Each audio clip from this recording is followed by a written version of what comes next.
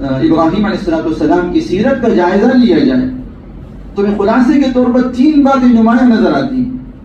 ایک تو ابراہیم علیہ السلام کی توحید پر استقامت، توحید پر جماؤ، سب کچھ قربان کر دیا توحید کے عقیدے کی بنیاد پر. آگ میں جانا قربان کیا، بادشاہ وقت کی مخالفت کو برداشت کیا، وطن کو چھوڑا، والدین کو چھوڑا، باپ کو چھوڑا، باپ کی مخالفت کی. کس بنیاد پر؟ توحید کے عقیدے کی بنیاد پر. تو ابراہیم علیہ السلام کی زندگی کا، سیرت کا نمایاں سبق توحید پر استقامت. دوسرے دعوت پر استقامت، اللہ کی طرف بلانے پر استقامت. اللہ کی طرف بلاتے رہے، اللہ کی طرف بلاتے رہے، چاہے بار بار قربانی دینی پڑی، الگ الگ شکل میں قربانیاں دینی پڑی، لیکن اس کے باوجود دعوت دیتے رہے، اللہ کی طرف بلاتے رہے. اور تیسری چیز جو نمایاں نظر آتی ہے ابراہیم علیہ السلام کی سیرت کے اندر، ابراہیم علیہ السلام کی زندگی کے اندر، وہ رب کی رضا کی خاطر، اللہ کی رضا کی خاطر، اللہ کی خوشنودی کی خاطر چاہتوں کی قربانی، اپنی چاہتوں کی قربانی، محبت کی قربانی، تعلقات کی قربانی. باپ کا تعلق قربان کیا اللہ کی خوشنودی کی خاطر، بیوی کی محبت قربان کی اللہ کے حکم کی بنیاد پر، شیرخوار بیٹے دودھ پیتے بچے کی محبت قربان کی اللہ کے حکم کی بنیاد پر. بچہ جب جوان ہوا، باپ کے شانہ بشانہ چلنے کے قابل ہوا، اس کی محبت قربان کی اللہ کے حکم کی بنیاد پر.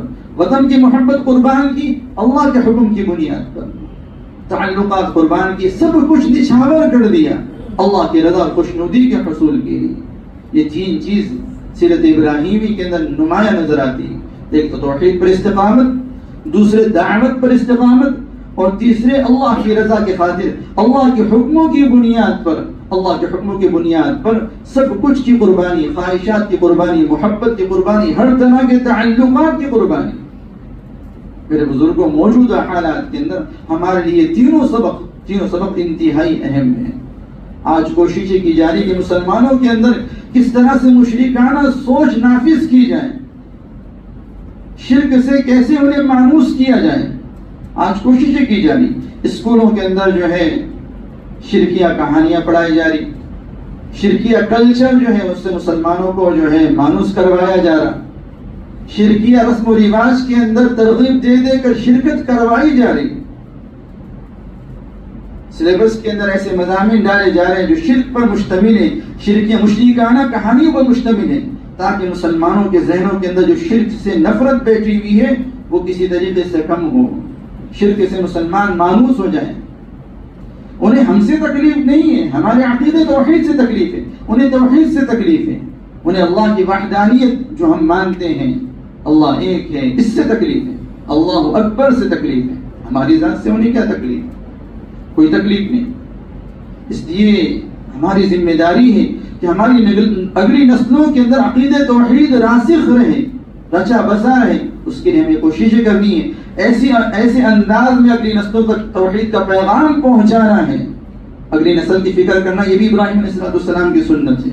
ابراہیم علیہ السلام، ان کی اولاد اسحاق علیہ السلام، یعقوب علیہ السلام، ان کی سنت ہے اولاد کی فکر کرنا، اگلی نسلوں کی فکر کرنا، اگلی نسلوں کی ایمان کی فکر کرنا.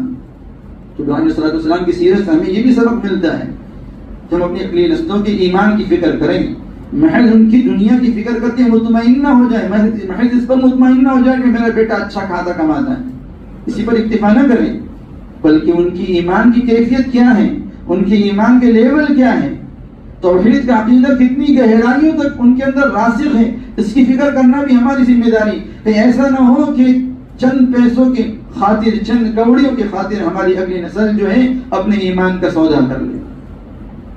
اس کے لیے میرے بزرگوں، بغیر محنت کی یہ چیز نہیں پیدا ہوں گی.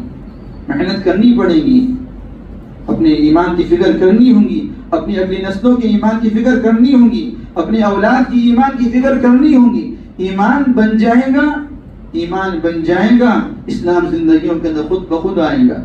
ایمان کے اندر کمزوری رہے گی تو چاہے بظاہر 5 وقت کا نمازی کیوں نہ ہو، بظاہر زکوٰۃ دینے والا کیوں نہ ہو، بظاہر حج عمرہ کرنے والا کیوں نہ ہو، اگر ایمان کے اندر کمی ہے، ایمان کے اندر کمزوری ہے تو یہ سارے اعمال کو چھوڑ کر وہ شرک کے دامن میں پناہ لے گا. ذرا سے حالات آ جائیں، بس ذرا سے حالات بدلیں گے تو ایمان اگر کمزور ہوگا تو 5 وقت کا نمازی، وہ حاجی، وہ عمرے کرنے والا، سارے کے سارے ایمان چھوڑ کر پھر شرک اور کفر کے دامن میں پناہ لیں گے.